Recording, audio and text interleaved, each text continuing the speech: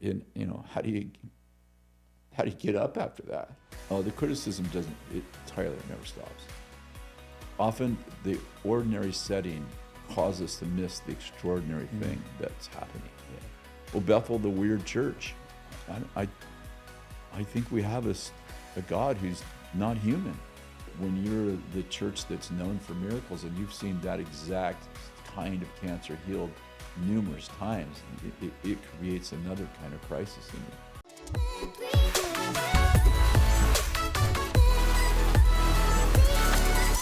Every time I'm with you, I have a good time. I saw you were in Nashville, and so I texted you, and you were so gracious to give us your time. So thank you so much for coming and being a part. I love this city, this area, the state. The governor's a friend of mine, so I love the state too. Isn't it unusual what's happening, especially if you position it against what's happening in California? Totally. We have a governor that's willing to call us to days of prayer and fasting. And I think some of the breakthrough that we're having in Tennessee and in Nashville is because there's a governor who's righteous. Yeah, he loves God, and he's a great businessman, which obviously helps as a governor, because a lot of times you get politicians who actually don't know how to lead anything, right? I worked in D.C. for 15 years, and I was telling you at lunch, like, there's so many politicians, they absolutely have never led anything. They're good people, they just don't know how to lead anything. And Bill Lee is one of those guys that he built a multi-million-dollar business with a legacy business, took it over from his grandfather and his father. And so he's done a great job here. Yeah, he's a great man, and he's a righteous man. Nobody's perfect, but he's a godly man. It's a privilege, I think, for Tennessee to have somebody like that. When you go into cities, I can feel and sense the atmosphere. Yeah. And every time I fly into Nashville, I'm like, it just feels like freedom and hope, and there's a little bit of optimism in the air. A lot, and creativity and beauty. Yeah. I was just driving here, all the beautiful, incredible mansions, and it's got that music vibe, which is, I like that. Yeah. I kind of like that whole creative vibe. Yeah. In fact, I don't know, probably 50 or 60 of my team from Bethel have moved here. Yeah. Because of they're in the music industry, and like, this is a place. Like, if you were in the tech industry, you want to maybe be in Seattle or Silicon Valley. Yeah. If you're in the music industry, like, this is the capital of music, right? Hollywood's like the capital of the whole arts in the area of movies. But it was probably like, I don't know, 18 months ago, you were preaching at a church in Nashville, and I went to hear you speak, and you said, "Hey, I'm looking out at the crowd. I see a lot of our people out here." They're stealing our people over here. Telling the governor, like, you got to stop stealing our people. Yeah, I know. I talked to Joel Taylor, who was one of my good friend. I'm going to see him, I hope, Saturday. Yeah, he's awesome. He was telling me, like, part of what happened with Bethel Music was it was really hard to get high capacity music accountants and distributors to want to move to Redding. Totally. But it was so natural in Franklin to be able to do that. Yeah. And I was even talking to a pastor from Louisville, has a large church in Louisville called Southeast Christian. His name's Kyle Eidelman. They have like 20,000 or 25,000 people to go. Wow. And they just launched a campus in Franklin. And he was telling me, like, the ability to get good quality, especially music staff, it was just so much easier than in one of their environments in Kentucky. Yeah.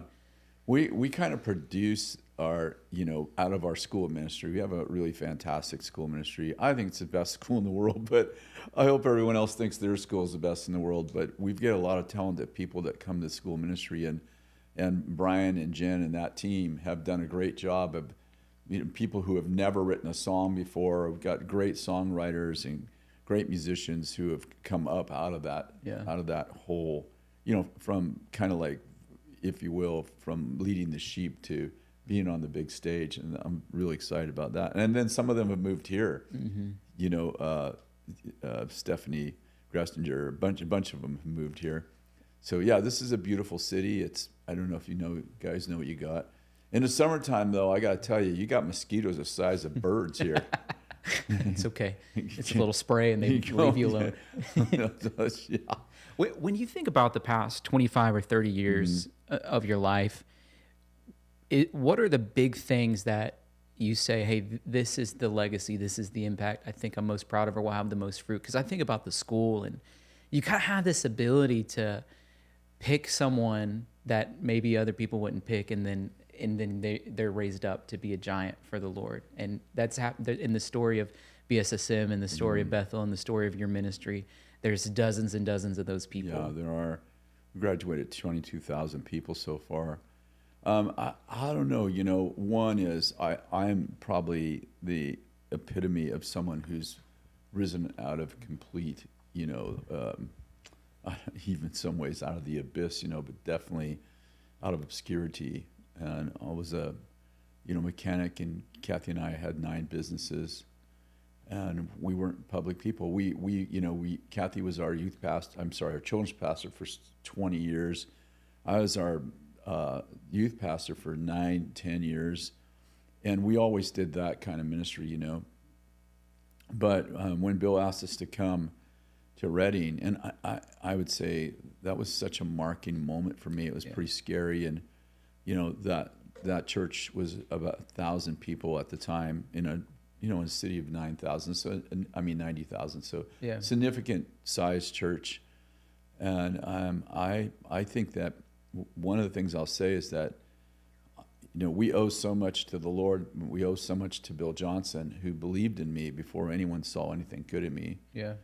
And I don't have an education. I kind of went to What's the Matter You, the Italian college, and practiced, studied hammerology. So I have no education, and grew up in a really broken home. I've had 2 nervous breakdowns, and Bill met me after my first nervous breakdown, and he just loved us really well. And we lived with him for 6 months, and probably for 17 years we were probably together 4 to 5 nights out of 7. Our kids grew up together.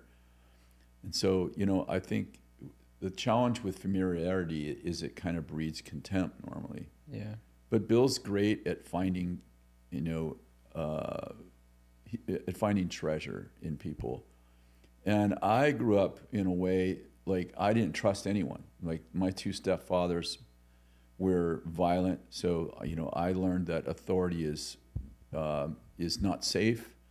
And I grew up in the streets in the Bay Area, so rough area. So my motto was dog eat dog, only the strong survive, and trusting people is a bad plan. Yeah. And then I meet Mr. 5th generation pastor on one side, 6th generation pastor on the other, who's raised in a wonderful home and trusts everybody and looks for the gold in people. And I'm looking for the trash in not seeing the treasure, because I'm trying to make sure you're not going to hurt me, So I think that, we were with Bill in those days 17 years in Weaverville, and we've been with him 46 years total. So I think that, the transition from the business world to the public platform was a culture shock. Yeah. I was unprepared for it. The scrutiny, I never experienced scrutiny like that, and never realized, like, people, they comment on what you wear, how'd you carried yourself, the joke you made, and I was like, my personality is ready, shoot, aim. Mm-hmm. So and I'm with like I'm a little like that too. What's that? I said I'm a little like that too. Oh yeah, and then I'm with the most careful man who's probably ever been born, except for the fact that he's a big risk taker in the spirit. But he's a mild-mannered reporter who trusts everybody. So I'd say all of that, kind of led to, I got to Bethel and I was like a fish completely out of water. And I did not understand how people could be critical of you when you're trying your best to love people. Yeah. So that was difficult, and and even this day, like I will say that I think I've produced really good armor from it, but it's still not fun. Yeah. So the world of social media we live in has heightened it too. That probably was like 10 years. Oh, exponentially. Yeah. Yeah, people, I mean, can you imagine being in a grocery store and people being like they are on social media? Yep. Like just saying, hey, I don't like your dress, or hey, your car's a piece of crap, or hey, I was lying here. I mean, can you imagine people behaving in real life the way they behave in virtual reality? I mean, it was like, I don't think anybody would want to ever leave their house. Yeah. And then if you're a leader, and especially a white male leader in our country, you are suspect by not by everybody, so many people. Then on the other hand, I have crazy favor that with a whole nother group of people that's like even hard to understand. Mm-hmm. Do you find that position a lot where there's a lot of favor, but there's a lot of jealousy or attack? And do you consider some of it to be spiritual warfare? How do you wrestle through that? Well, there's spiritual warfare. I don't want to give the devil that much credit. I think humanity does a really good job of, I don't know. I don't judge people's motives. I don't know what their motive is. Are they jealous? I don't know. When I look at my life, I'm like, I don't know what you'd be jealous of. I don't know that a lot of people would want the path to the promise that we've endured. Maybe people are jealous because they see you have a nice house, a nice car, and a beautiful family. So that's great, and you have a good relationship with God. Maybe that's something to admire. Yeah. But the path to it was so, was tough. And so I think that if you could get the promise without the process, then that would be something to be jealous of. So I actually don't know why people... I think they don't know the process. That's part of it. They don't understand what people's have gone through. Yeah. They don't see what Bill Johnson labored in Weaverville doing for so many years, and what you and others have sacrificed. Yeah, and then the grace of God is, like I would say, I've had 3 universities that wanted to give me honorary doctorates, and the first one I was totally in. And I was so excited. I called my mom, and she literally cried on the phone. And my dad was my real father, my biological father, who drowned when I was 3. He went to university and became a school teacher. So he was like the only educated person in my family, a higher education at the time. And so I called my mom and told her. She cried, and I had to write a thesis, and I got it just about done. And I was probably 3 months into a 6-month process and for this university. And then I had an encounter with the Lord, and he's like, I heard you're getting a degree. You're getting a PhD. And I'm like, yeah. He said, you didn't ask me about that. Wow. I said, can I get a PhD? He said, no, if you have letters after your name, everyone will think you can do this, and we both know you can't. Wow. And then he said to me, you're a sign what I can do with weakness, and if people think that your greatness is coming from your education, they'll miss the whole point of your life. Wow. So, I guess I'm a little bit like, I guess I should glory in my low position, because I am an example of what God can do with brokenness and weakness. Yeah. What do you think it was that put the spotlight on Bethel, that drew the world's attention to it? Well, honestly, the Lord, obviously. So the big picture is the Lord, right? So, I everything else I say doesn't measure close to the Lord. Like the Lord chose to do that, and without that. But Bill Johnson is an extraordinary man. He is not a perfect man. He's a very shy man. He's very quiet. Every time I've had dinner or something with him, he's very quiet. Very quiet. Talk about hot sauce or something like that. Usually, yeah, Yeah, he is definitely a hermit. He is an introvert. He's very private. Doesn't talk a lot. I've been with him 46 years, and I'd say he's probably the hardest person, relative to someone healthy, that it is hard to get close to, just because he's so quiet, and he's a little bit shy. So I would say Bill Johnson has a King David kind of favor with God. That is, 46 years I've been with him, and the longer I'm with him, the more I'm in some level of awe at this man's love for God and the favor he has with God. And when I think about how King David must have been, I think, well, that's Bill Johnson. And I know only 2 people. Now, there's probably a lot more, But in circles I work with, and I know a lot of Christians, Heidi Baker and Bill Johnson both have what I always call the X factor. They have a relationship with God that is extraordinary. Mm. And, you know, we privately, humorously call him Moses. And so I'd say that's his ability to love God above everything else and truly not fear people is extraordinary. So when I came to Bethel, 2 years before I came to Bethel, we had Toronto Blessing came to Bethel, if anyone would know what that is. And it came with wild manifestations. I mean, crazy stuff, right? And some of it was phony and fake, of course. It is in every movement. But so 1,000 people left Bethel. Half of our people left. Wow. Which created an extraordinary... It was like mid-90s? Yes, it was 96. 96. Extraordinary financial issues, of course. I would imagine, right? Yeah. And Bill refused, to change the subject. Refused to. And he just said, this is what we're doing. He canceled everything except for, I think, youth group and children's church. And we just did that for 6 years. Wow.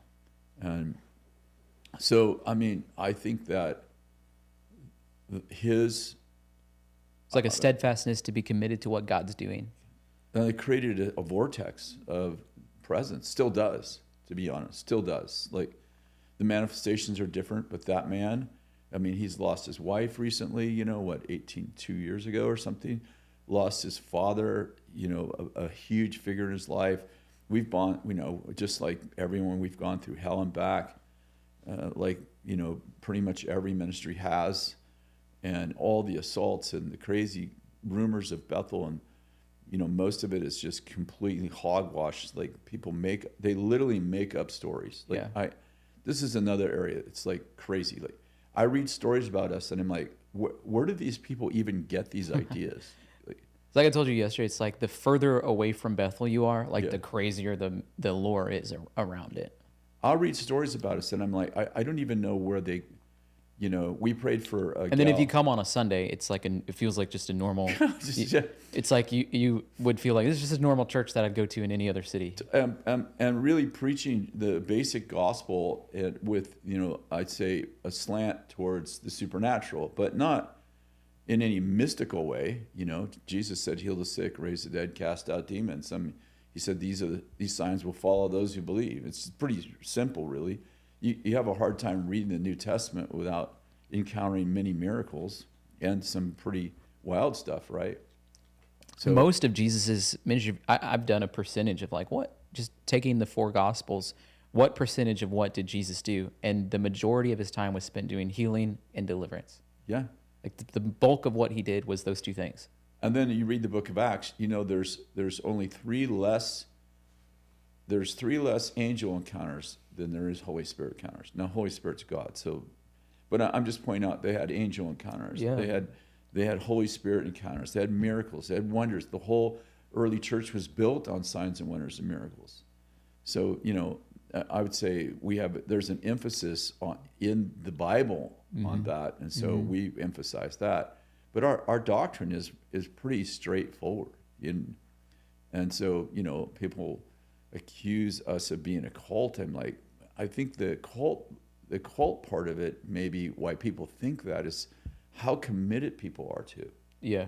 And the crazy thing is, cults control you. We're the opposite. We're like, go, leave, get out of here. Yeah. We were having this conversation. This is probably 10 years ago, and we with our senior leadership team, and I had a whiteboard, and I was like, how do we grow our church? This is typical kind of, church kind of conversation. How do you grow your church? How do you love people well? How do we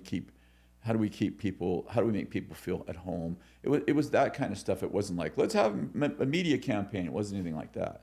We're having this conversation, and it goes on for 2 hours. And Bill is Bill. I mean, he sits in nearly every meeting, it's completely quiet. And I finally turned to him and I go, what do you have? Do you have any ideas? And he looks at me and he goes, I don't want to build a big church. I just want to build big people. Yeah. That was the last conversation we ever had about growing our church. Wow. And that's who we are. And subsequently, that's happened.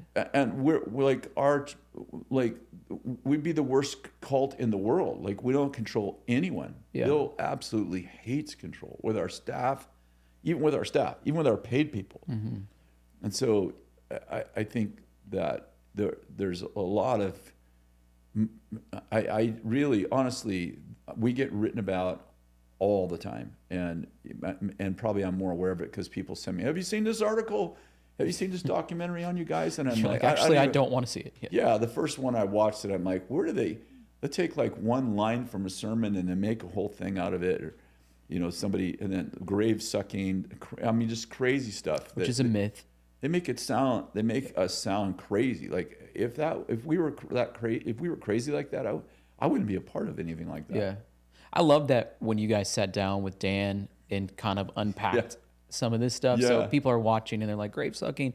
There's videos that you guys have already made and produced to explain some of the reason why some of that.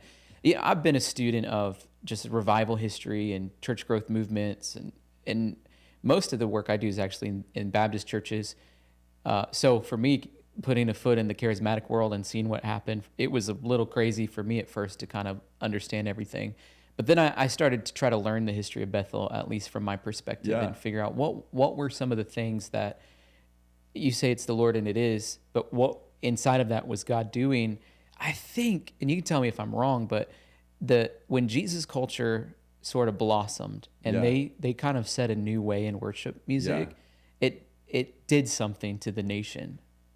Yeah, well, Jesus culture. So what ended up happening, of course, the kind of genesis of that is we ended up with two music movements, right? We had Bethel music, and we had Jesus culture, and Brian Johnson was the father of like the musicians of Jesus culture music, and Banning was kind of the father of that actual movement. But that movement, and especially around the youth, exploded, right? It just exploded. They started filling stadiums, and that put us, Bethel, on the map with a different group of people, with a young movement, kind of like a Jesus movement. It attracted so many young people, and to this day, Banning I was just with him. He's just a fantastic leader, and we sent him out. He planted a Jesus Culture Church in Sacramento, and that movement continues. And in Bethel music, we have Kris come and do worship for us.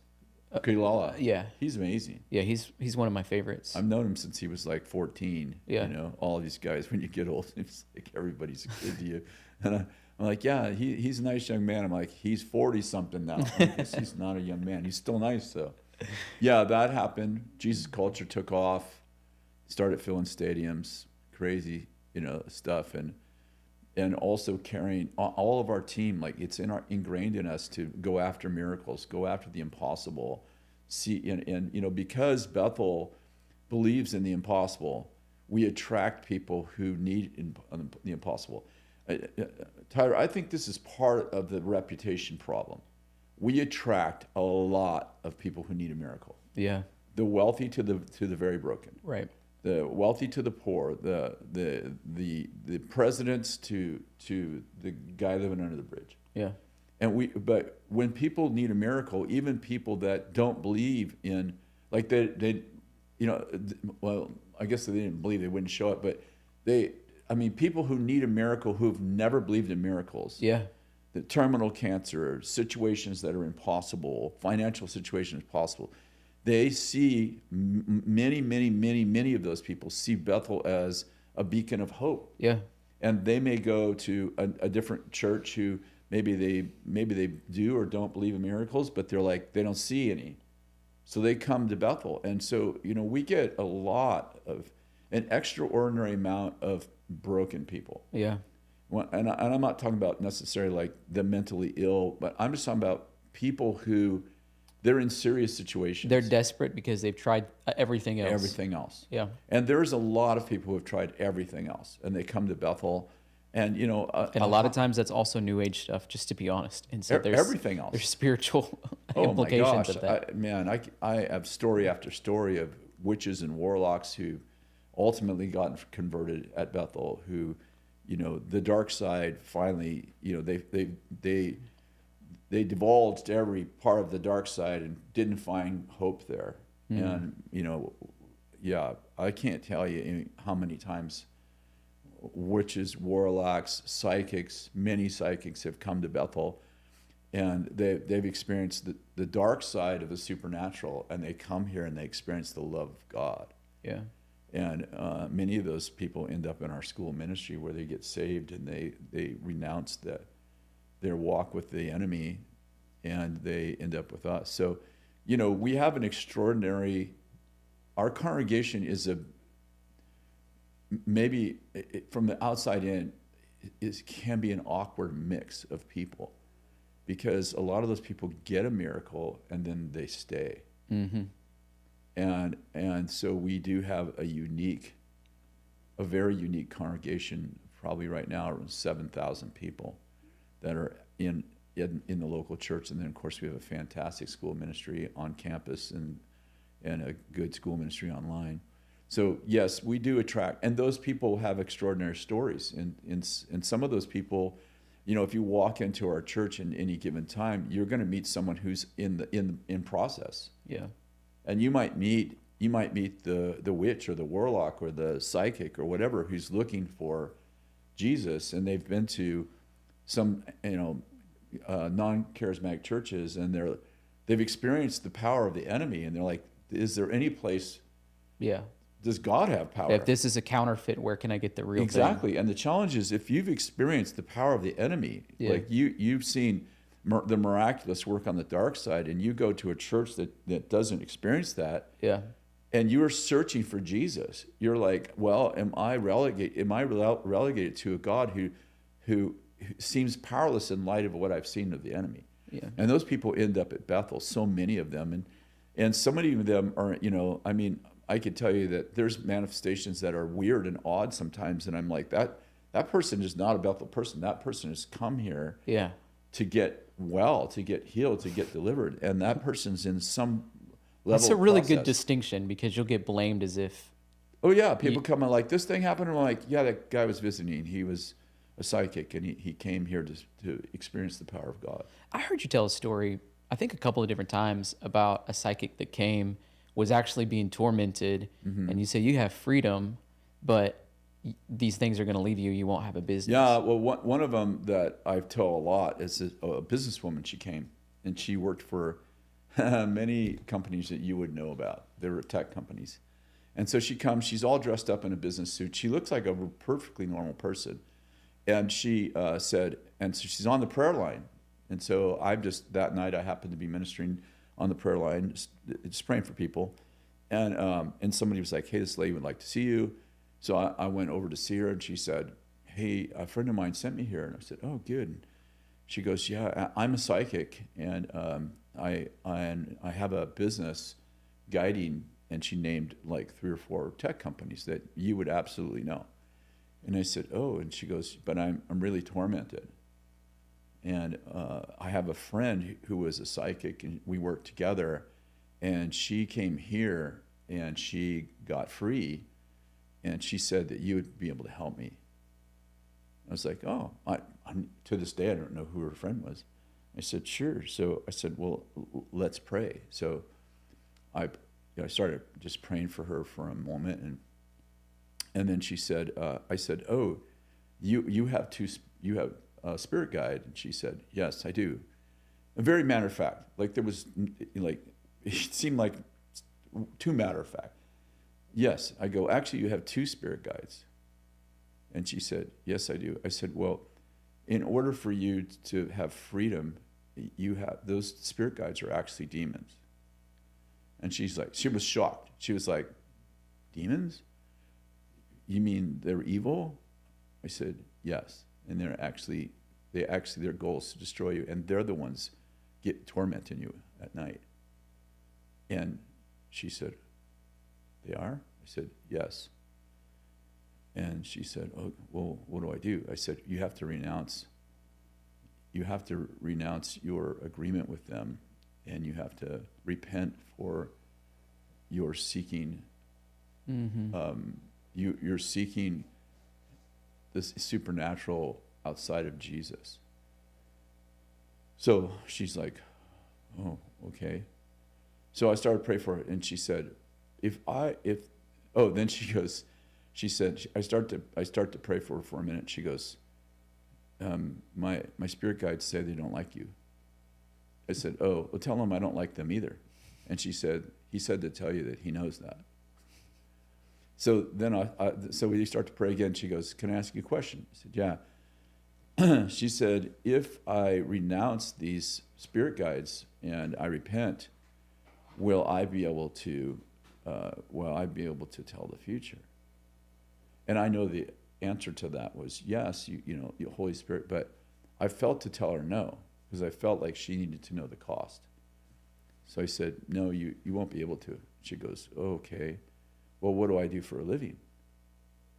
I said, well, it feels to me like this is the two choices you have. You could either be miserable and wealthy, or you can be poor and peaceful. Now, I understand that there was a lot more options than that, but that's what I felt to tell her. Yeah.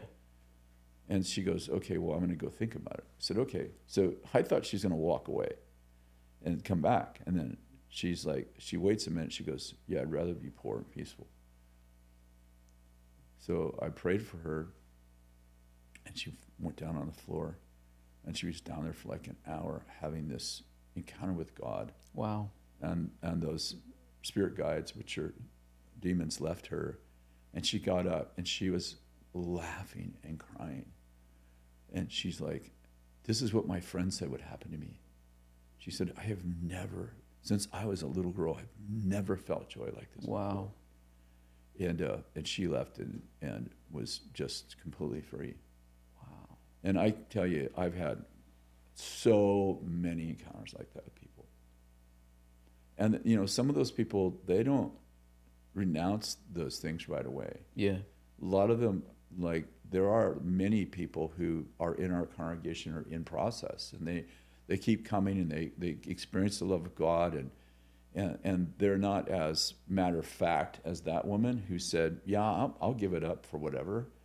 And if I have to be poor, as long as I'm peaceful, I'll do that.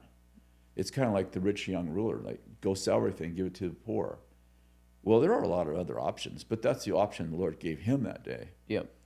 And so, yeah, we have a lot of people like that who come, and we see a lot of people who get free. We have people on our staff who used to be psychics who repented. One gal who worked in Hollywood as a psychic, and she's on our prophetic team, and she's had such a beautiful, you know, turnaround in her life, and loves God, and now is very prophetic. And the stories are incredible, but as you were talking, it made me think of a different story of somebody that came and laid everything. I thought about Jimmy Darts as you were talking. Yeah. Because he talks about coming to Bethel. And yeah, he is amazing. I love that, you know, you'd brought him to the business gathering that you did call Regis, and he got to share his testimony of what was happening. And he was just talking about, like, generosity. He's willing to do anything. I love what he says. He's like, if I'm the last one standing.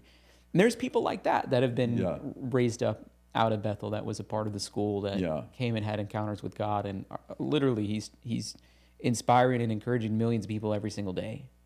Yeah, and that guy, he knows no fear. Mm-hmm. He can walk up to anyone and say, hey, do you know Jesus? Like, just, he was in our school for a year, and I didn't even know who he was. And then my team's like, hey, we should have Jimmy Darts on Cultural Catalyst. I'm like, who is that? He said, well, he went to your school for a year. I said, I don't know who he was.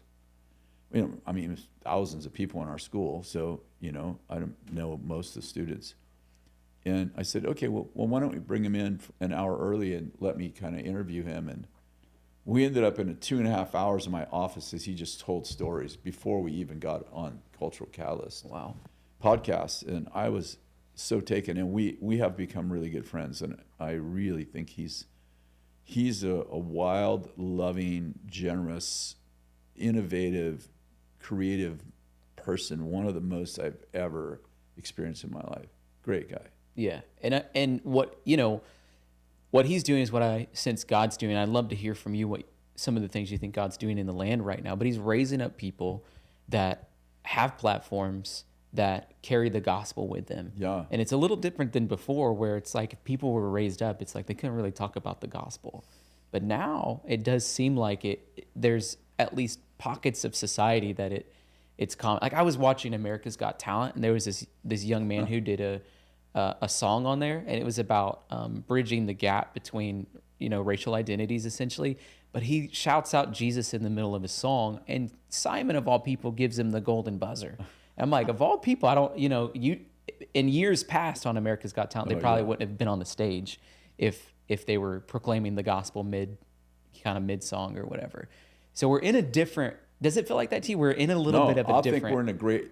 I think we may be in the greatest era in the history of America. I think we're in the midst of the greatest Reformation in I've been alive 70 years. In the 7 years I've been alive, and I got saved in the Jesus movement. We're absolutely in something that's incredible, and it's going to affect, and it's beginning to affect every sector of society. And I think the challenge is, do you know it? There's a great story that's been circulating on social media, so you probably heard it, but it's a story of Joshua Bell, he's a violin player, and he's playing his violin in the Boston subway, and he managed to attract enough people to get $33 off, in tips. But the night before, but what people didn't realize is that he was playing a $3.5 million violin. He was playing the most intricate score you could ever play and he's the most famous violinist in our country. And the 2 nights before, he played in Boston and filled the auditorium with people that paid a minimum $100 to hear him. Here's the point. Often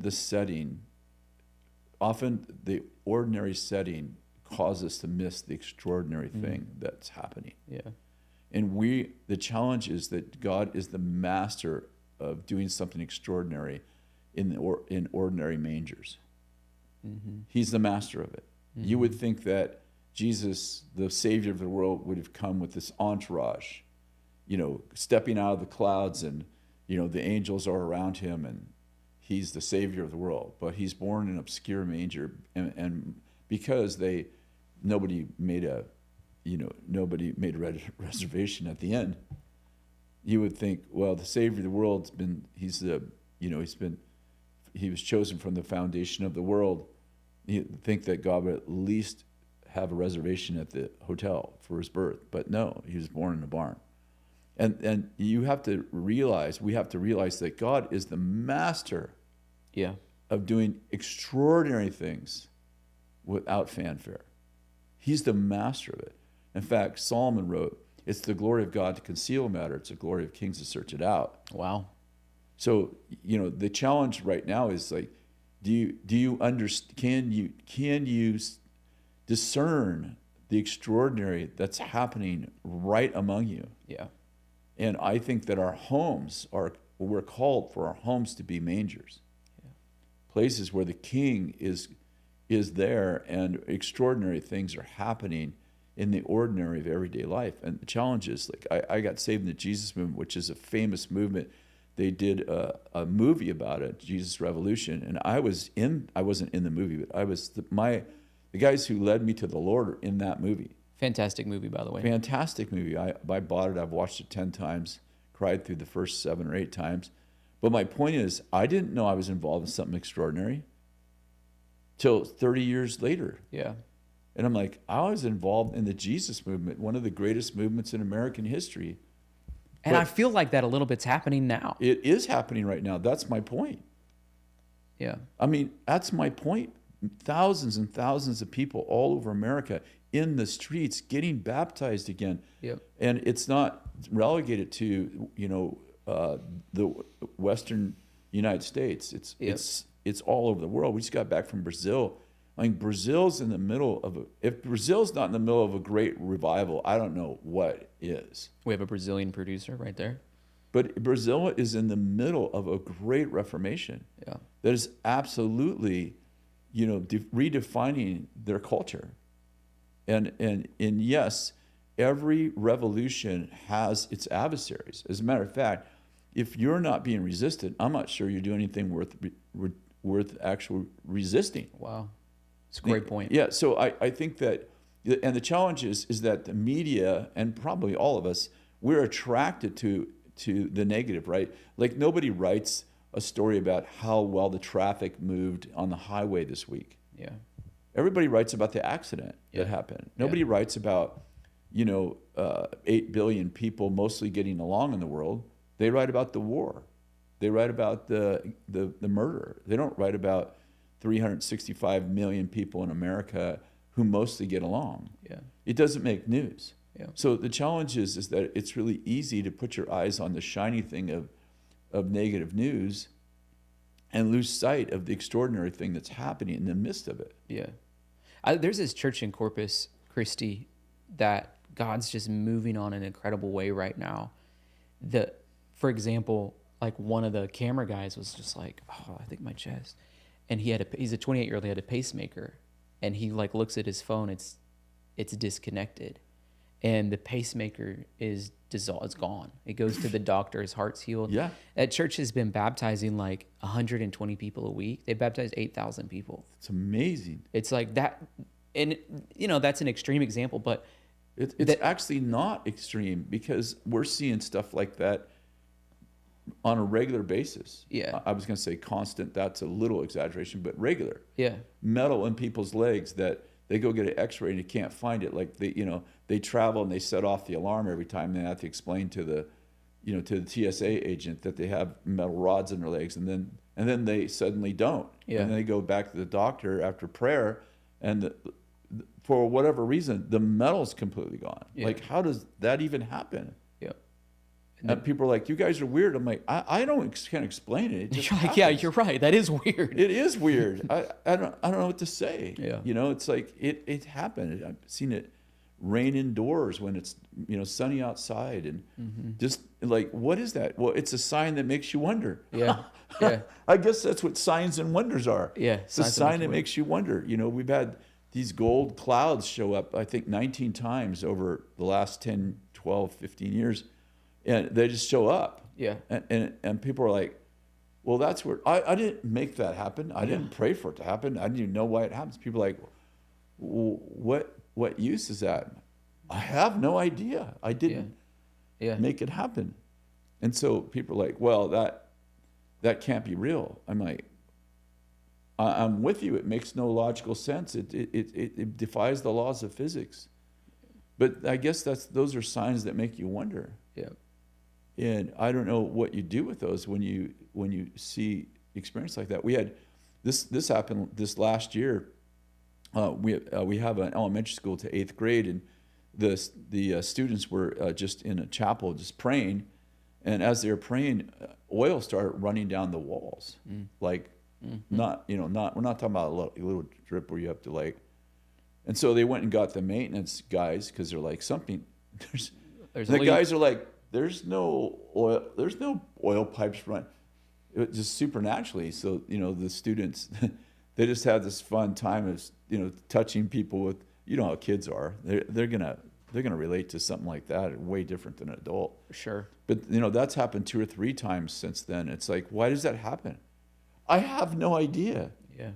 I didn't make it happen. The children weren't praying for it. No, who would know to even pray for that? Please come out of the there's wall in signs Jesus' name. that make you wonder, and it's like, well, Bethel, the weird church. I think we have a God who's not human. Yeah. What's the perception in the city of Redding about Bethel? Good, bad, and ugly. I'd say they started a Facebook page against us, which I think there's 1,500 people. Our city's 90,000. If you drive around Redding, it's not everywhere, but once in a while you'll see a bumper sticker that has Bethel with the line through it. So you have those people, and then you have the opposite people. Of course, there's 7,000 or 8,000 people that call Bethel home in a city of 90,000. So our people are everywhere, and we're very much like we tell our people, when it's Isaiah 61, the captive, the prisoner, the broken person. when those people get well, verse 4 says, then they go back and rebuild their ruined cities. Yeah. So we're very much like, be involved. Like the kingdom within you needs to manifest around you. And if your relationship with God is not benefiting your family, your city, your community, then I'm not sure you have a mature relationship with God. So our people are involved. They get involved in helping our city, helping the poor, going to the jails, running for office. I think there's 2 or 3 of the 5 or 6 city council people that go to our church. I mean, we're not sending them out to go to city council. They just sit in there and they're like, well, I should do something for my city. There's one of the supervisors out of the 5 or 6 supervisors go to our church, and then business people come from all over to attend to go to Bethel, and the business community they become catalysts for the business community. And I would say a large percentage of the new businesses in our community are people that go to Bethel. I say Bethel people because they go to Bethel. Yeah. And then like there was a forum last week, give it a great example.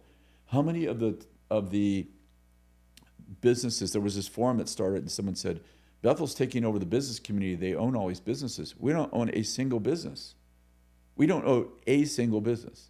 It's just people who sit in our congregation, most of who we don't even know, have a relationship with, who come here, they get inspired, and they're like, I want to do something for my city. I'm a business guy, I open businesses. I'm a teacher. I go to work in the educational field. Which, by the way, any small to medium-sized city that typically has capacity for 1 or 2 large mega churches, this is the same story in all of those places. Yeah, it probably is. In terms of like business owners and people that are influential in the city. I'm part of I started a nonprofit, non-religious public benefit corporation to manage our Civic auditorium because they were closing it.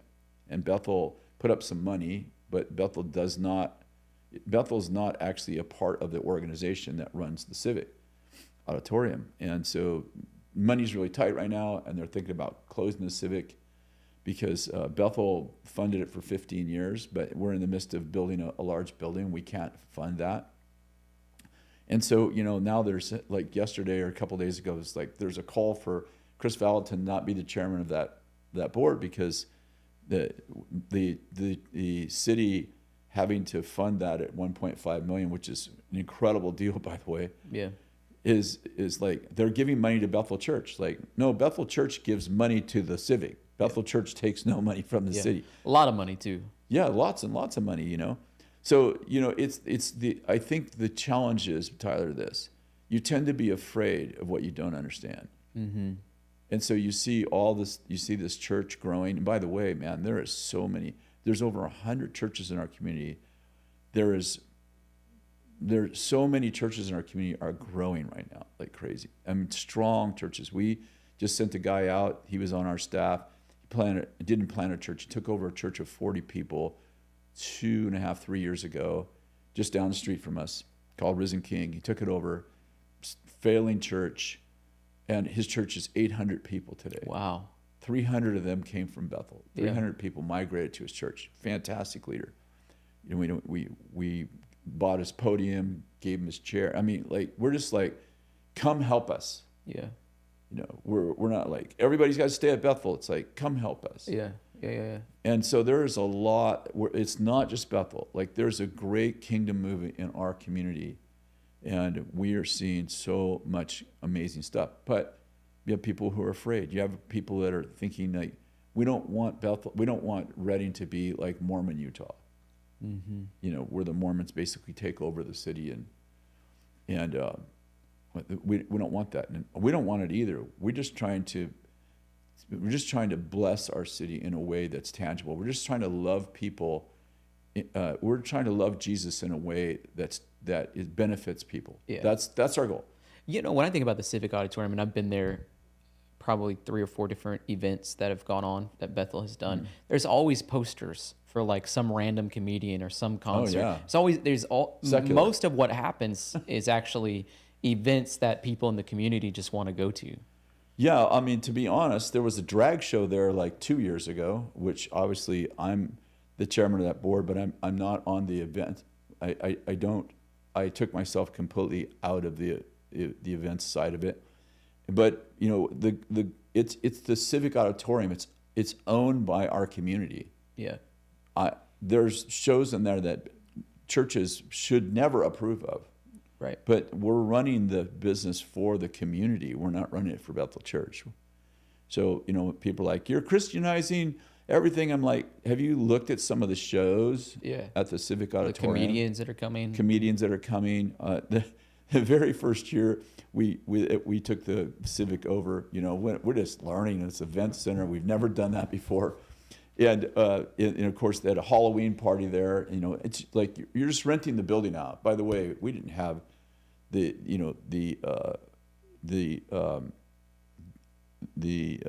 drag show that we was talking about. We didn't have that. We just rented the building, and they did the show. We didn't put on the show or anything. But so we rented the building for a Halloween party, and we had a bunch of our students ushering. And turned out that all the Halloween party was all paint. Like, they didn't wear any clothes. They were all naked. Oh my gosh. So I get a call from our city manager. She goes, hey, we have about 100 students here ushering. Just want you to know that everybody here is naked. Like, their costumes are all painted on. I'm like, you might want to send anybody home who doesn't want to be there, you know? So it's like, yeah, it's the Civic Auditorium. We're running it for the city. The city determines what shows go in there. So it's a great sign that, you know, if we were trying to take over the city, can you imagine? Yeah. What we would close that place down in a minute. Yeah. And I think people accuse Bethel and others in that same stream of dominionism. And it's not, because it's saying, hey, we just want you to carry the Spirit of God in whatever sphere of influence. So if you're an Uber driver, or you operate an Airbnb, or you work at McDonald's, or you happen to sit on the city council, carry the Spirit of God with you into that thing. Yeah. I think we're a dominionist in this way. I think that we should have dominion over the demonic realm that influenced the human realm. So when I think about dominion, take dominion, you know, Genesis 1 and 2, I think of the fact that we are to dominate the spirit realm. We are not to let the enemy. Jesus died on the cross, and he defeated the enemy on the cross. And that enemy needs to be disarmed and defeated. Mm-hmm. He is disarmed and defeated on the cross. He should have no power in our city, in our community. And so when I think of taking dominion, I don't think about taking dominion over humans. I think we're supposed to serve humanity and love humanity in a way that they experience the felt practical love of Jesus. And do your works in such a way that people see your good works and glorify your Father in heaven. So the goal of interacting with humans is that people would experience the kingdom in a positive way.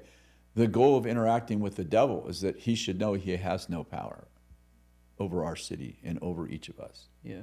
So I think that when people ask you, are you a dominionist? And I'm like, well, when it comes to what maybe the Bible calls the second heaven, demonic realm, all those that, you know, he said he raises up to seat us in heavenly places. He put all things under our feet. We have dominion over that demonic realm, and we should benefit our city by making sure that that demonic realm has no effect, or as little effect as possible in our city. So I think of that as dominion. But I think there's another teaching that I think that we in some ways wrapped our arms around and then realized, like, oh, this is a misapplication of some of the scriptures, and that is, you know, the 7 mountain mandate. I think the 7 mountain mandate's fine as long as we're not doing it in such a way. It's like our goal is to get at the top of the mountain and control everybody. That's the extreme of that teaching, and we don't prescribe to that teaching. Yeah, and I think that's an important distinction to make. And I think sometimes people exaggerate it and think that. There's another topic that you talk about often that I love to talk about. I think it's interesting, and it's the issue of the fivefold. Mm-hmm. And you said something just 2 days ago that I saw that was so interesting that you say, we have a school of prophets. And in the Bible, there is a school of prophets. It's actually in the Old Testament, a very regular thing. You were talking about, just for a working definition, like when I think of apostle, I don't think someone that's equal to the 12 apostles who wrote scripture that's canonized. And there's a misnomer a lot of times that people... No, there's 27 mentioned apostles in the New Testament. Including one woman. Including a woman. And you got Paul, who wasn't part of the 12. So when, maybe one of the greatest teaching apostles of the first century, right? Wrote 13 books of the New Testament. He wasn't even listed in the 12. So from my perspective, it's like if you're an apostle, you're basically the lead servant of the organization. You carry the weight of it on your shoulders. You're not ruling with an iron fist. You provide a covering for other people. You're opening up new territories. You're pioneering. You have new ideas. That's kind of like when I think about what is an apostolic gifting. But it is important in some of the people that we've interacted with that have had the biggest influence on society are people that have that gifting. Randy Clark, Heidi Baker, and the list goes on and on and on. Yeah, it does. Bill Johnson. I would say, I would agree with your definition, and I would add this very important piece and make 2 points. The first one is Jesus didn't raise up 5 full ministries when he walked the earth. He only worked with 12 apostles. Well, he sent out others, but I'm saying his intimate work was with 12. Yeah, not with 12, 3, and then... Yeah, he didn't like, I'll work with 3 evangelists and, 4 pastors and, maybe we should have, 2 prophets. He just raised up 12 and called them apostles. That's very interesting. That his main focus in developing his legacy was not a well-balanced 5-fold ministry. It was apostles. Mm-hmm. And then second thing I'll say is that word apostle the Greeks established that word. It was a secular word. And so when his learners, disciple means learner, became leaders, it is really, it's so intriguing what he called them, because they were being ruled by the Romans. The Romans were conquering land, and their goal was to culturize. When you're in Rome, you do as the Romans do. So the Romans were conquering, but they weren't culturizing. And so they were like, well, wait a second, we don't want to just conquer nations. We want them to be Romans. So they picked up this idea the Greeks had of this idea of apostles, and they named some of their generals apostles, because the word apostle has more than, it means sent one, but the connotation is that you're sent from a place to another place to reproduce in the place you're sent to what you're sent from, till the place you're sent to looks like the place you're sent from. So we call that cultural transformation in simple terms. The Romans then appointed some of their generals as apostles. So Jesus didn't pick up a new idea. He didn't I think I'll invent a word. He took the idea from the culture that they were under.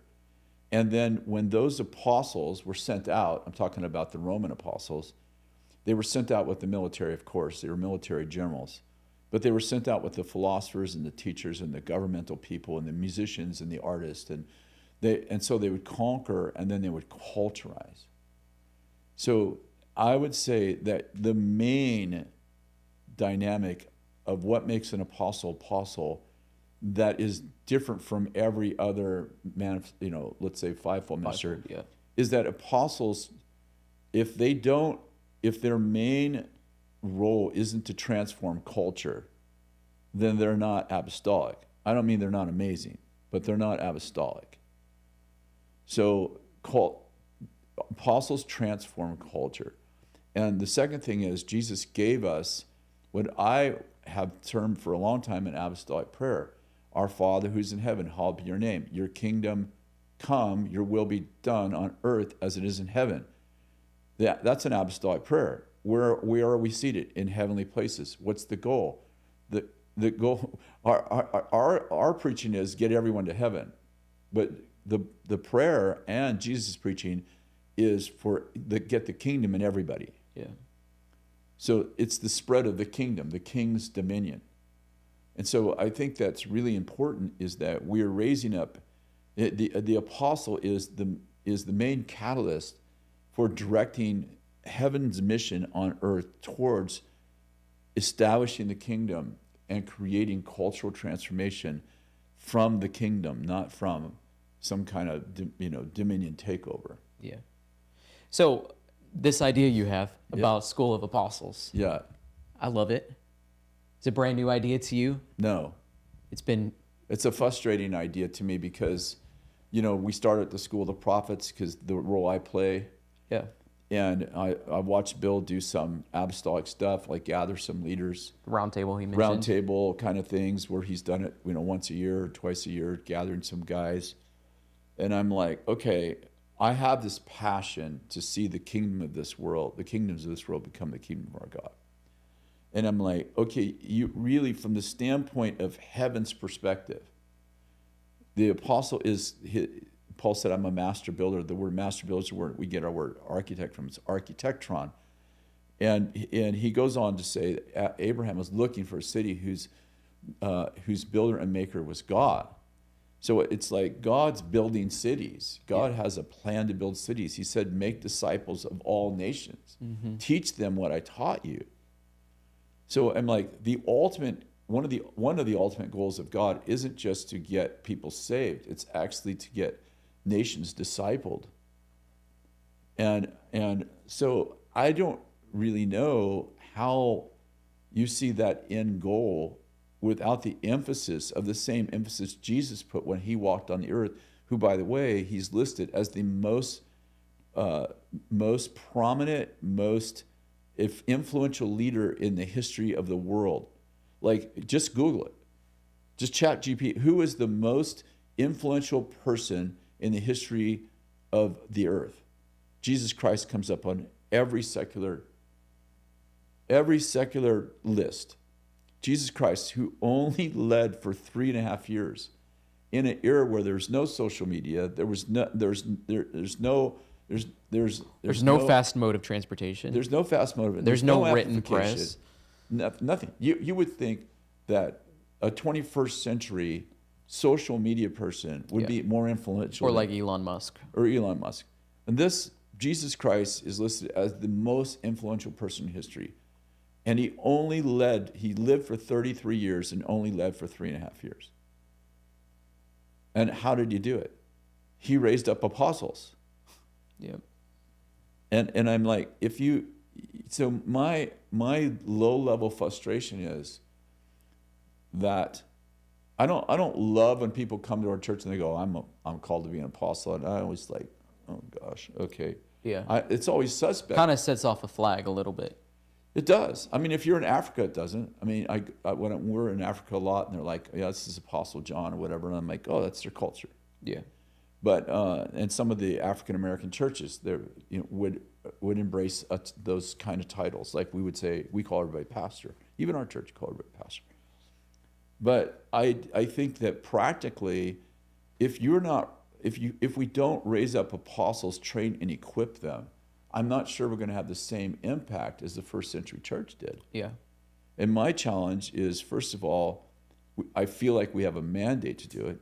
We have one of the great apostles of our time is Bill Johnson, and I say that as a man who knows his humanness and his greatness. But you can look at the number of ministries that have been birthed out of Bethel in the past. Absolutely. Even just 5 years, but if you say the past 35 years, it's unbelievable.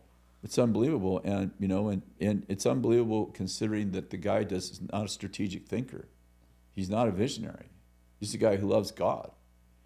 So so I'm always kind of like stirring the pot with Bill. It's like, come on, man, let's figure out a strategic plan to get this going, because I want to see in the next 50 years, I want to see the world know the love of Jesus in a way that nations benefit, not just individuals. Right. And I think that I personally think you don't do that without intentionally raising up apostles. Yeah, it's an idea that I've never even heard of. It's sort of like, you go to a ministry school or seminary like I did, and you find your way into one of the fivefolds if you're called for that. Yeah.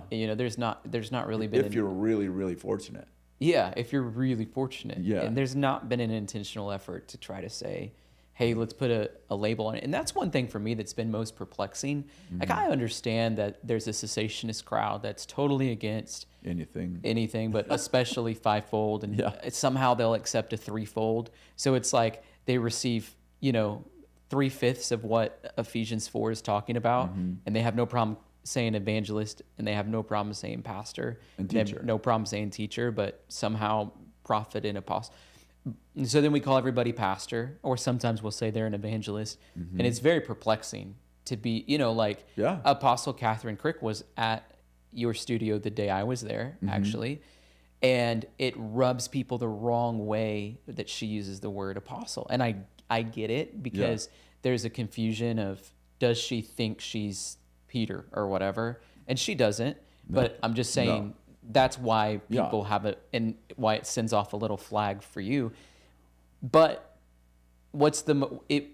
probably having no title is the most biblical method. But if there are titles, why are we neglecting these other ones? Well, and I'm not advocating that we do it, because I would never do it personally or advocate it in my own church. But I'm just saying it is perplexing. No, I'm not looking for us to have titles. I really don't care. Exactly. But it is perplexing. The students ask every year, like, what should we call you? What should we call Bill? The first year students. I said, well, you call me His Majesty. I would be fine. Your Highness works too. And jokingly, I just like, call me Kris. I just like to be called by my first name's fine.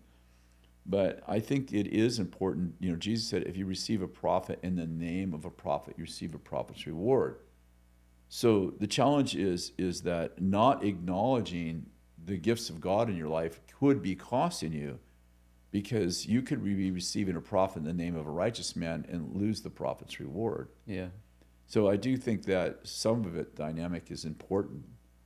And also it says, Ephesians 4 says He gave some as apostles, prophets, evangelists, pastors, teachers, to equip the saints to do the work of service to the building up of the body of Christ until we all attain the unity of faith and knowledge of the Son of God, to the measure of stature that belongs to the fullness of Christ. The point is He tells us how long He gave them. Yeah. And so why would we need the pastor, evangelist, and teacher if we don't need the apostle and prophet? And by the way, there's not a single pastor mentioned in the entire New Testament. Yeah. There are shepherds, so you could say, shepherding the flock. There's one named evangelist in the entire New Testament, Philip. That's it. There's like 7 named rabbis, teachers in the New Testament. But you have like 24, 25 named apostles. You have several named prophets. So the emphasis in the New Testament is apostles and prophets. Yeah. But we emphasize pastors, teachers, and evangelists, which are great. We need them. But my point is, that's not what the first century church emphasized. Sure. Right.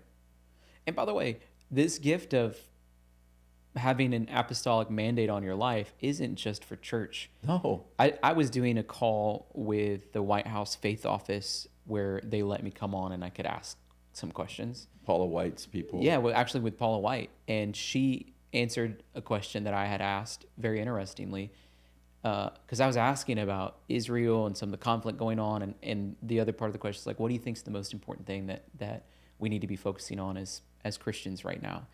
And she said right now, like, I don't know how they're measuring it, but like 55% of salvations are happening in the marketplace. Yeah. And I was like, I was kind of taken aback by that, because I knew that God was doing a lot. Yeah. You talk a lot about this mandate on your life to reach into the business world, minister to those people, and it's a season of kings, priests, and prophets, right? Yeah. That's how you have labeled joining it. them. Yeah, joining the prophets, priests, and kings are joining hands. Yeah. Collaborating. Yeah. What do you see happening with some of the marketplace leaders that God's kind of put around you to speak into? Well, I had an encounter with the Lord about 2 years ago, a little over 2 years ago now.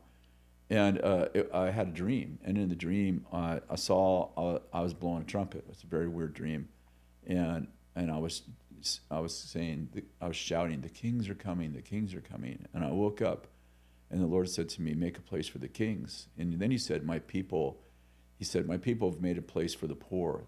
They made a place for the broken. They made a place for children. They made a place for women. They made a place for men's ministry. But my kings have nowhere to go. And I was like, I never thought of God having compassion on people who had prominence. Yeah. And so I'm like, okay, what do I do? So I woke up out of that dream and I wrote all that down, and I said to the Lord, okay, what should I do? Guide me, you know? And he just said, make a place for kings to belong. Make a case for kings to belong. Who are the kings? So I started getting this whole, okay, well, who are people in our church, like in our movement, who literally don't have a place? And I was like, okay, let's start there, because it's probably much broader than I see, but it's at least this. And yeah. I'm like, okay, it's that minimum viable product now. yeah, exactly. Where do we start? So you got to start somewhere. So I'm like, all right, business people that have larger businesses, like 10 million and over, CEOs, CFOs, those CTO guys, those guys really, there's just nowhere for them to really connect. And so I started this thing called Regis specifically for those guys. And I looked at some other secular networks, and I'm like, okay, let's not reinvent the wheel. How do we start? And I'm like, all right, let's start with a summit. So we had a summit. It charged $7,000 to come. It was for business people over 10 million. There was we made a few exceptions with some smaller businesses, and we had 52 people. Our goal was 50. We had 52 people come. And we just hung out for 2.5 days. I did some teaching. They interacted. We had some prophetic ministry over there. We ate some great food, had some great experiences, laughed a lot. Shut down the Sundial Bridge. Shut down the Sundial Bridge, shut down Turtle Bay Museum. We had dinner inside the museum. Just really kind of like, okay, let's do some extraordinary stuff. But mostly the highest rated thing we did was they hung out together in groups of about 7 or 8 with one of our moderators, and they connected with one another, and they got great interaction with people and with us. And then we did it again, and it just filled up again. And then we started this network. They pay $10,000 a year to be a part of it. And we just started small. Like, we're just like, okay, let's not do something with hundreds of people in it. We'll make a mistake with. Yeah. So I think there's 28 or 30 in them this year. It's been 12 months, and they pay $10,000 to be in a part. And they come to my house for dinner. They've been at the School of the Prophets. They got VIP seats, came for free, hung out. I've taken some of them, 6 of them with me to Canada. Went to Brazil last week with another 4 of them. One of them has a private jet, so we flew with him. And all we're doing really is just loving these people the way we've loved, in practical ways, the way we've loved every other group of people. Yeah. But it's amazing. Like, these people, I want to say, the people I'm with, they've never been loved like this. Yeah. And when we talk about change, well, you even had like your prophetic teams come and minister to them. Yes, they do. And now they twice a month are online with us, and I do some kind of a prophetic thing with them. We're on for an hour and a half, and we do some prophetic stuff with each other. Then they're in a community group of 6 people with one of our moderators once a month online, and they become a family. Like, I know all of them. Of course, there's only 28, so it's easy to know them. I know their struggles. It's a very authentic, transparent. So it's not like everybody's peeing on the trees or marking their spot. It's let down your hair. Yeah. Talk through. So, and we have one gal on there going through a divorce, and we were praying for her last week, and another one's had this big business deal that is not going well, and so she was like, "Hey, can we pray?" Someone else's son got hit by a car last week, and he immediately was on the chat. He's like, "Hey guys, can you pray for me?" It's become a family. Yeah. And by the way, he's doing fine. He got out of the hospital, and he's completely fine. Got hit by a car, flew up in the air. It's a 15-year-old boy. Flew up in the air, landed on the ground. Wow. They took him immediately to the hospital, and he got let out that night or the next day.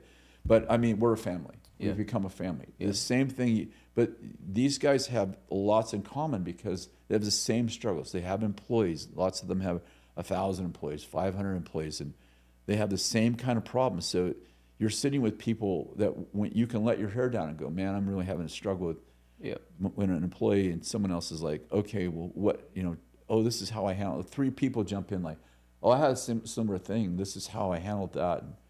And it's so unique because before they're just insulated in their echo chambers and people that's not safe to have those conversations with. Yeah, and they go to church and the church is basically like, hey, you guys earn money to give it to the important people so we can do the work of the kingdom. It's like, no, you are doing the work of the kingdom. Like everybody on this call is a royal priest. Yeah. You are all doing, there's no such thing as secular in the kingdom. When you received Jesus Christ, you became a royal priesthood. There is no such thing as a layman. There is no such thing as a layman in the body of Christ. That is, I think that's a doctrine of demons. Yeah. I think it disempowers 7/8 of the body of Christ. It certainly does. And it actually flips the church to being something that it's not supposed to be, which is an amphitheater to come and be entertained for an hour. Instead of being trained and equipped and deployed. Yeah. Jesus said twice in the book of Revelation, I hate the deeds of Nicolaitans. The word Nicolaitan means conqueror of the lay people. And they're the ones that divided the body of Christ into 2 different groups of people, the priest or the people who did the ministry and the people who were ministered to. Yeah. That was never supposed to be like that. Yeah. And Jesus hates that dynamic. One of the things that you teach, and I have it right here. Oh my gosh. Handwritten. From when you were saying it, I was trying to keep my pen up. It's just how to be noble. You have 18 rules on how to be noble. And they're all excellent. Do you have them memorized, all 18? Oh, of course I do. I walk them out every day. In number 16, you said you bring the best out in others. Yeah. I think that's one of the most important things that I see with people that have that apostolic gifting. That's actually what's on them, right? They're pulling that. Would you say everybody can be noble? How would you talk about that? Well, I'd say, some people bring happiness wherever they go, and some people bring happiness whenever they go. And in simple terms, like one of the goals is to bring out the best in people, right? I mean, think about Barnabas. Barnabas, his name was, I think it was Joseph or something, but the apostles named him Barnabas, which means son of encouragement. Yeah. And the crazy thing about Barnabas is he believed in people. He reminds me of Bill Johnson because he believed in people way before they deserved it. So he takes a hold. It says that the apostles rejected Saul after Saul was, obviously terrorizing the church and killing Christians. Then he has an encounter with the Lord, and Ananias prophesies over him that he would speak to rulers and kings and Gentiles, and then he encounters Barnabas, who takes a hold of him. That, I think, maybe some of the most powerful words in the whole book of Acts is, and Barnabas took a hold of Saul. Yeah. He brought him to the apostles, and because Barnabas had credibility, he extended his favor to Saul. And when he did, the apostles allowed Saul to get close. And Barnabas mentors him for somewhere around 13 years. And it's Saul and Barnabas. Saul and Barnabas were sent out by the apostles. Saul and Barnabas went here. And then it's in chapter 13, I believe, of the book of Acts, where they encounter a warlock named Bar-Jesus. And Saul, who's now introduced in that chapter as Paul, actually blinds the man. Why is he blind the man? How did Saul find Christ? He was blinded. And then from that day on, he's called Paul, and he's always mentioned before Barnabas, Paul and Barnabas. And he turns out to, they go on a mission trip and they plant all these churches. And then Mark, who's Barnabas' cousin, goes with them. And then they're in a lot of, it's a very dangerous journey. As we know, Paul was stoned and left for dead, and it was treacherous. And Mark gets afraid and runs off. And years later, Paul said, let's go check on those churches. And Barnabas says, great, let's take Mark. Paul's like, eh. It got so bad, I'd say, I kind of half-heartedly say it was the first church split. Yeah. Because Barnabas takes Mark and goes one way. Yep. And Paul takes Silas and Luke, which is very important because Luke is the author of the book of Acts, and goes another way. And then at the end of that story is that Paul, who wants nothing to do with Mark, later on in Colossians calls for Mark to come to him. Yeah. But Barnabas writes no books of the Bible.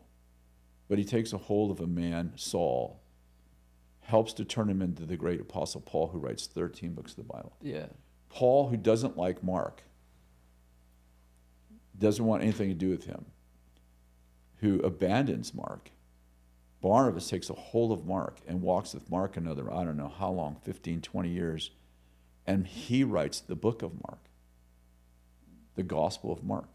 So Barnabas, who never writes a book of the Bible, is responsible for 14 books of the Bible. If it wasn't for Barnabas, there would be 14 books of the Bible not there. And my point is this: I think everybody needs a Barnabas, and everybody should be a Barnabas to someone. Yeah, it's powerful. And I think that that's part of nobility, is that we bring out the best in other people. And I may not be, mentoring a apostle, but I can be a Bill Johnson to a Kris Vallotton. I can bring out the best in what you have in you. I can water the seeds of the kingdom and of greatness inside of you. And something I've noticed too about that topic, it's like I've seen people sometimes they're upset about who God puts in their path. Yeah. And you just need to be faithful. It doesn't matter if you like them or you don't like them sometimes. Yeah. There should be chemistry, but you get what I'm saying. Like, just be faithful and show God that you're a good steward of resources, including human capital, that he's trusting you to encourage. Yeah, and I think like getting to know people future present. Yeah. Because the challenge, and Bill's fantastic at this part, like knowing people future present helps you to see what other people don't see in them. Yeah. And I remember when Danny Silk got saved, I basically led him to the Lord, although Bill led him in prayer. So Danny still says, Bill led me to the Lord. I'm like, that's not true. I worked on you for 6 years, and Bill had five minutes with you. But Danny Silk got saved. He was a drug addict. He was pushing drugs. He living with his girlfriend, gets saved in our little church in Weaverville. At that time, our church was about 100 people. Nobody knew who Danny was, none of our congregation.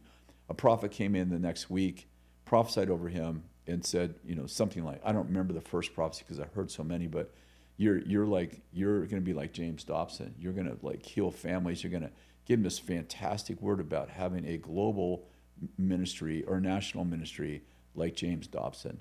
Well, nobody knew him past, present. Right. They only knew him after the prophecy. Yeah. And ultimately, they treated him future present. And the results of that were, I think, 8, 9, 10 years later, he became our senior pastor. Yeah. After Bill left for Bethel, Danny Silk became our senior pastor. So my point is that part of how we walk in nobility is we treat people not as they are, but as God sees them. Right. And we invite them into their divine purpose. Yeah. And that can be hard to do, to be sensitive to Of the course. Spirit. And it's always a challenge to push back the flesh and step into that. And also make time. I think that was one of the things I wanted to talk to you about. Like, how do you discern who to make time for and who not to make time for? Because we talked a little bit about that yesterday, where like you have unlimited amounts of people wanting time from you. How do you discern when yes, when no? Well, some of it is, I would say like a public person has a much greater problem with that because, I'm the same person I was when I was in Weaverville. I'm the same person. And I mentored 12 guys 11 guys and a girl for, 14 years. I met with them every Sunday. They were at my house all the time. There's no way that I could possibly do that now. Like, I mean, if I open the door to, hey, come over, whoever wants to, because I'm a public person. So, it's like people have this idea that, well, if Bill Johnson mentored me, if Kris Vallotton mentored me, I would be, da-da-da. And it's like, yeah, I would have 1,000 people at my house trying to have a relationship with me. And I would be in 1/4 inch deep and 50 miles wide. Yeah, exactly. So several times a month I get letters, I feel like you're my spiritual father, could you, and I always write back and say, what an honor it is that you want me to in your life like that. But let me say this, like, I'd be the most absent spiritual father you ever had in your life, because I frankly don't have that time. So once in a while, like I think Jesus went up on the mountain, is my understanding. He prayed and God showed him who was going to be his 12 disciples. And I think that we should have that kind of intentionality in some of our relationships. Sure. Yeah. Where we're like, I choose you. Yeah. And I think that it can't just be you choose me. Of course, if I choose you and you don't choose me, you're probably not going to be very open to my input in your life. Right. But it can't just be you choose me. It's got to be God chose us to be together. Like you're David and I'm Jonathan or whatever. Right. You know, there's got to be some mutual sense that we're to be together. And sometimes it's for a season, and sometimes it's for a longer period of time. Yeah, and sometimes, you know, like I have Ryan Collins. I'm going to see him. I saw him a couple of days ago, and we'll see each other again. Like we don't see each other very often now, but he worked for me for a long time, for 7 years, and we just have a father-son relationship. And every time we do connect, whether it's on the phone or whether it's I see him in person, it feels like we just picked up right where we left off because we still have a loving father-son kind of connection. So I do think ultimately when it comes to like our mentoring of people, there has to be a mutual sense that we're on a mission together, that our destinies are intertwined, whether, like you said, whether it's for a month or whether it's for a lifetime. Yeah. Yeah. You have a brand new book out? I do. I even brought it. Thank you. Appreciate that. I have your other book right here too. You do. Both great books. Spiritual Intelligence. This one's called Just Stand. I like this book, and I'll tell you why. I wrote a book called Don't Stop that talks about pushing through when you feel like stopping. So this is what to do when you want to give up. Yeah. What do you have to say about it? I have to say that I wrote that. I was taking journal notes during the COVID crisis, and the year before COVID, 7% of our city burnt down. Wow. Then we had COVID. Then we had Black Lives Matter. Then we had Benny Johnson's sickness and then death. And then we had Eric and Candace Johnson, who left to plant their own church, and they were our senior leaders of our local church. Then we had my daughter go through a divorce. My youngest daughter go through a divorce, who they were pastors. And then several other things. All that happened in a 2.5-year period, 3-year period. And all those things had side effects. So COVID had crazy economic side effects for Bethel. Obviously, my daughter's divorce had crazy side effects on our children, on her children, on my grandchildren. Obviously, Benny's death had long-reaching. She was our matriarch, so long-reaching tentacles into every part of our hearts in life.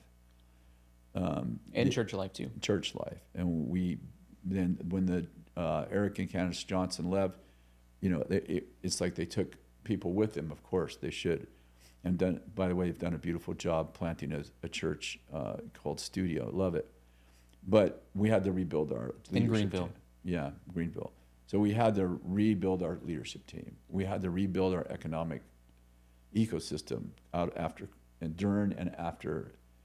We lost 1,000 students in 1 month in our school ministry because of COVID. Yeah.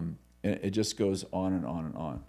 So all of that and happened. COVID was much more exaggerated in the restrictions and what happened in California than in Tennessee, as an example. Yeah, I got an opportunity to walk with Governor Lee during the COVID crisis. I came twice, and we went to CDC meetings, and I could see how bad the problem really was. Yeah. Which media was playing it up, and whenever that happens, you don't know what to believe. And then I got to sit in the background. I'm like, oh, this is really hard to navigate. It's hard, yeah. Yeah, and our governor in California was, just basically his response was to basically shut everything down as much as possible.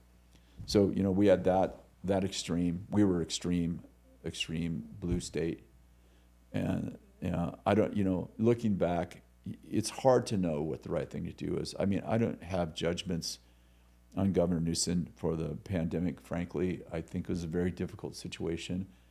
I would have loved for us to have a Bill Lee kind of person who took a less a different path. But it was a very difficult situation, and I think that, you know, it's easy to criticize. Now we're seeing like, oh, they lied about this and they lied about that, and you know, maybe they did. I can't make a judgment. I mean, well, you know, my life has never been the same since COVID in terms of. Yeah, you got really sick. I got really sick too. I recovered fully. You have not recovered fully, and we had several people in our church die. So it was very serious. Governor Newsom, I don't know him personally. I know a lot of those guys, but I don't know him personally. I've never met him. So I try to refrain from making judgments about people's heart, because I hate that people do that with me. Right. So I don't know. I have to believe, in my opinion, that he was trying to do his best to curb the virus. Did he do the right thing? I don't know. I have no judgments. But it was harder in I think for... Well, the bounce back's obviously been harder for churches and ministries and organizations in California compared to some more conservative states. Yeah, absolutely. But you know, COVID brought out the worst in people too. I'll say this, not just in governmental people. And we had neighbors turning neighbors in for, you know, quote violations. The guy didn't wear a mask, and you know, they actually call.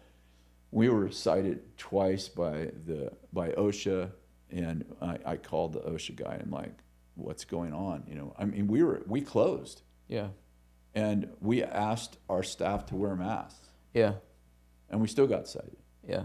And you know, I think we were the only church in our town to actually completely close, and we closed because of our relationship with our city, not because of the relationship with our people. Well, I came to Randy Clark Week when you guys were open back up. First open. And it was like, you know, it was social distancing. Just in that big Civic Center, 1,000 people were all that were allowed to be inside. Yeah, and it holds 1,800.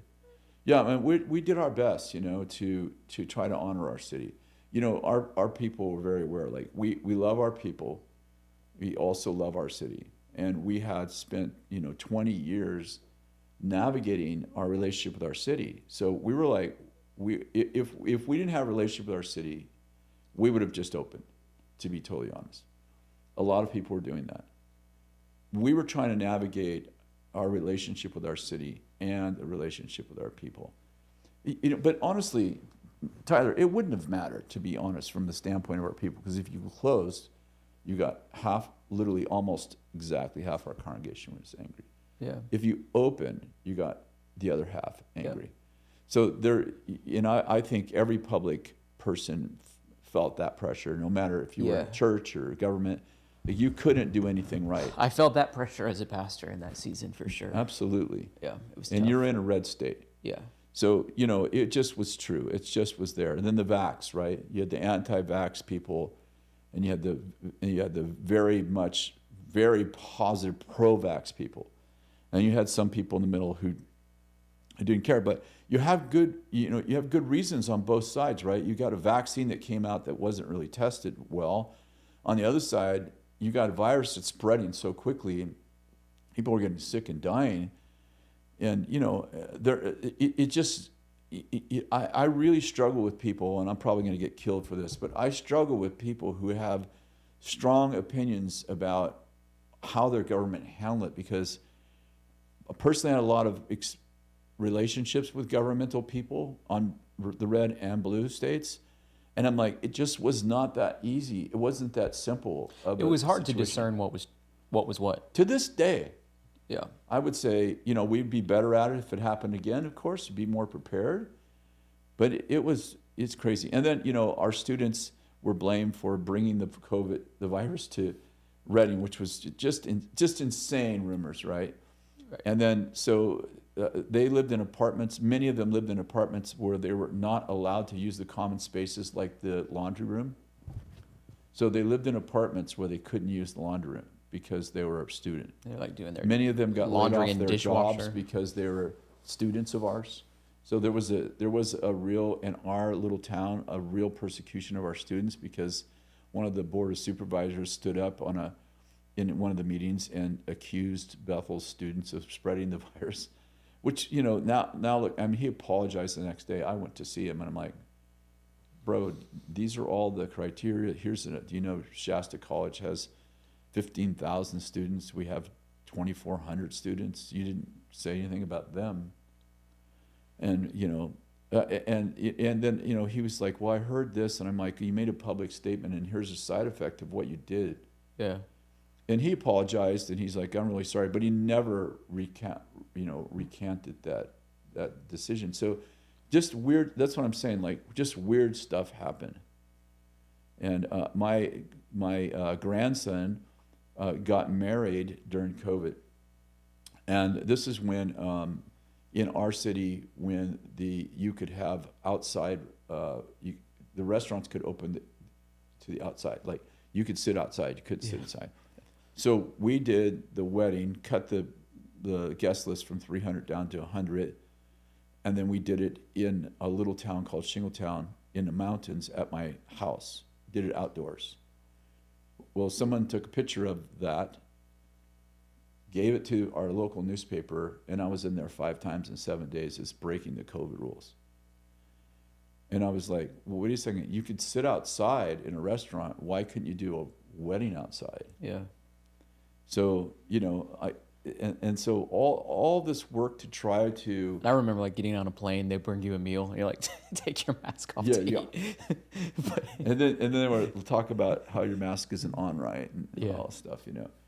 So, you know, we worked really hard to have a great relationship with our city during COVID, and then really silly, stupid stuff, you know, happened that it just... And because we're a big church and in a very small town, everything we did was in the front page of the newspaper.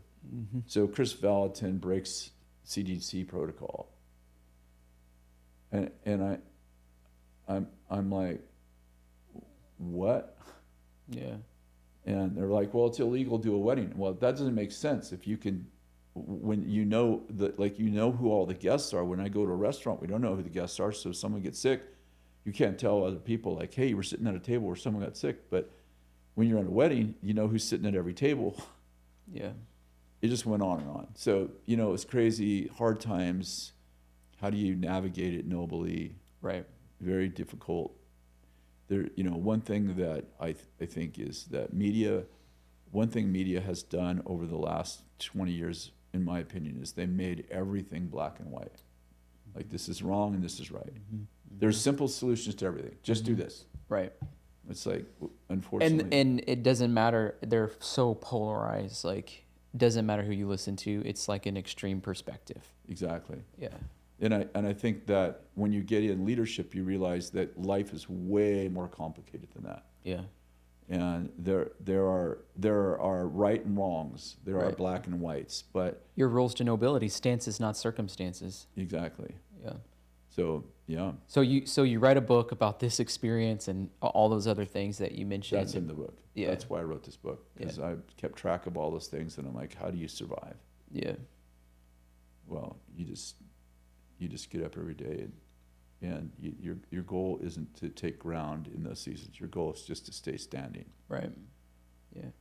And it was tough, but I think that book is homogenation of really great stuff that I learned and we learned through the most difficult times. Like, I mean, Bill's sermon after Benny's passing. Crazy. Is that not the most remarkable sequence of 30 minutes of, Absolutely.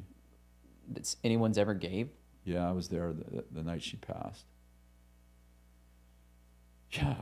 And, how do you get up after that? Yeah. And I think sometimes it's even harder when you see other people healed from the same exact disease. So, multiple times. And so then you have this other quandary, like, why did she get healed?